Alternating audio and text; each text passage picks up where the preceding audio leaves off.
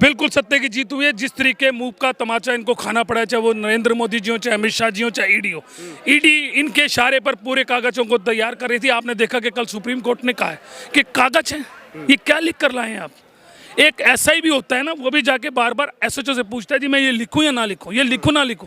इतने बड़े बड़े अधिकारी होने के बाद और इस परिवार के ऊपर वो ऐसे कागजों को बनाकर पेश कर रहे हैं जिनका कोई मूल्य नहीं रहता। तो किन्हें ऐसे क्यों लग रहा है जो इस देश में राहुल गांधी जी या सोनिया गांधी या विपक्षी नेता को जेल में डालने की साजिश या जो है जेल में डालने की जो प्रक्रिया चल रही है? देखिए, राहुल गांधी जी से पूरी बीजेपी घबराई पड़ी है। पूरी बीजेपी की हालत खराब है। विपक्ष के नेता हैं, सवाल और जवाब करते हैं, वो सवाल और जवाब का अध्ययन नहीं दे पाते। वो कहते हैं बेरोजगारी की बात, वो कहते हैं महंगाई की बात, वो भ्रष्टाचार की बात करते हैं। अजीत पवार पहले भ्रष्टाचारी थे, उनके बेटे भ्रष्टाचारी निकले, उन पर ईडी सीबीआई की जांच नहीं होगी। कितने ऐसे हैं मोदी सरफ के पास कि मशीन में डालो और मोदी जी की मशीन से साफ हो जाते हैं। तो मैं मोदी जी से पूछना चाहता हूँ कि अब वो कब माफ़ी मांगेंगे, कब वो इस्तीफा देंगे, कब अमित शाह माफ़ी मांगेंगे, कब इस्तीफा देंगे। और जो ईडी के अधिकारी थे जिन्होंने झूठी एफआईआर, झूठे कागज तैयार करके सुप्रीम कोर्ट में दिए, उन पर कितनी जल्द कार्रवाई होगी, उनको कब बर्खास्त किया जाएगा, ये भी हम मांग करते हैं। आप लोग प्रदर्शन कर रहे हैं, मतलब प्रदर्शन फिर क्यों कर रहे हैं? आप लोगों की जीत हुई है, आप लोग कह रहे हैं जो हमारी जीत हुई है। हम तो ये चाहते हैं कि दोनों माफी मांगे, दोनों इस्तीफा दें। झूठे देश के प्रधानमंत्री भी और देश के अमित शाह गृह मंत्री भी, दोनों झूठे, क्योंकि इनके इशारे पर ईडी ने कार्रवाई की। ये सच सबके सामने है। ईडी और सीबीआई जो एक ऐसी संस्थान है उसको लेकर कहा जाता है ये तो निष्पक्ष संस्थान है, ये किसी के पक्षपात नहीं करते, और आप कह रहे हैं इनके इशारे पर ये काम कर रहे हैं। कल सुप्रीम कोर्ट ने क्या कहा? आप भी एक पत्रकार हैं, वो कैमरामैन है, आप पत्रकार हैं, तो आप मेरे को इसमें अंदाजा बताइए। जो चीज़ आप पूछ सकते हैं वो ये तो नहीं पूछ सकते ना।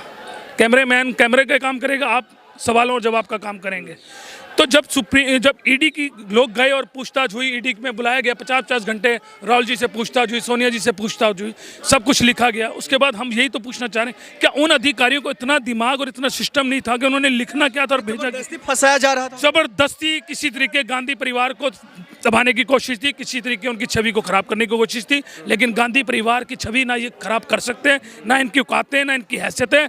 गांधी परिवार ने गोलियां खाई हैं, इंदिरा गांधी ने देश के लिए कुर्बानी दी है, राजीव गांधी ने देश के लिए कुर्बानियां दी हैं। कोई संघी और कोई बीजेपी वाला एक मुझे बता दे जिसने देश के लिए कुर्बानी दी। बहुत शुक्रिया। लग रहा है ईडी सीबीआई वाकई में फंसाने की कोशिश कर रहा था राहुल गांधी? बिल्कुल बिल्कुल फंसाने की कोशिश कर रहा था, लेकिन वो निर्दोष निकले, बीजेपी गलत निकली, मोदी गलत निकला। लेकिन मोदी की तो ईडी सीबीआई तो वो तो एक संस्थान है, वो छानबीन कर रही है। वो छानबीन करके क्यों नहीं घोषित करा उनको, क्यों नहीं करा राहुल गांधी को? क्योंकि जो मोदी सरकार है वो चोर है, वो वोट चोर करके उन्होंने अपनी सरकार बनाई है। उनके पास कोई काम नहीं है, कोई नीति नहीं है।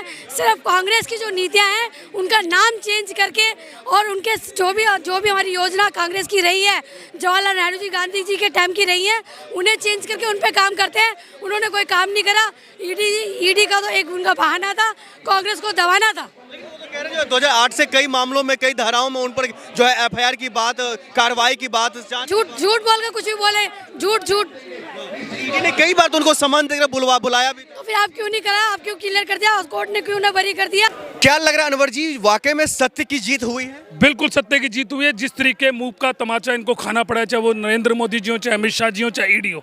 ईडी इनके इशारे पर पूरे कागजों को तैयार कर रही थी। आपने देखा कि कल सुप्रीम कोर्ट ने कहा है कि कागज हैं, ये क्या लिख कर लाए हैं आप।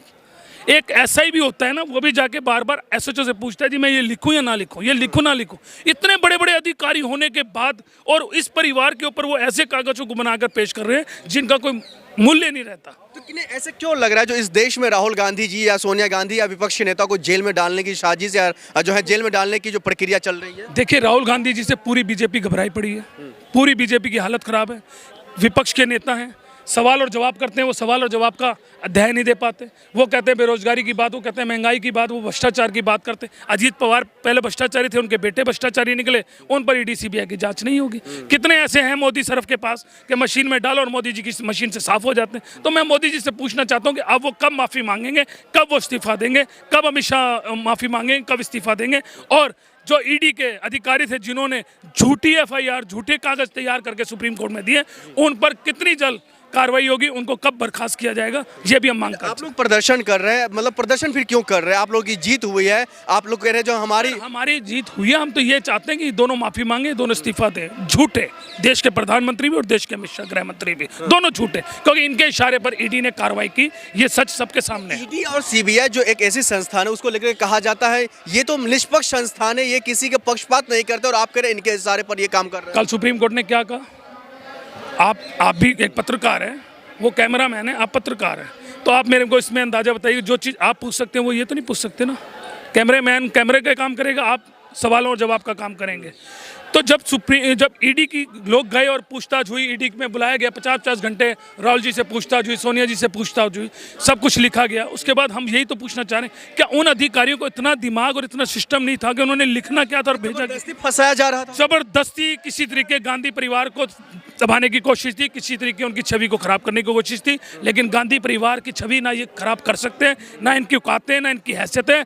गांधी परिवार ने गोलियां खाई हैं, इंदिरा गांधी ने देश के लिए कुर्बानी दी है, राजीव गांधी ने देश के लिए कुर्बानियां दी हैं। कोई संघी और कोई बीजेपी वाला एक मुझे बता दे जिसने देश के लिए कुर्बानी दी। बहुत शुक्रिया।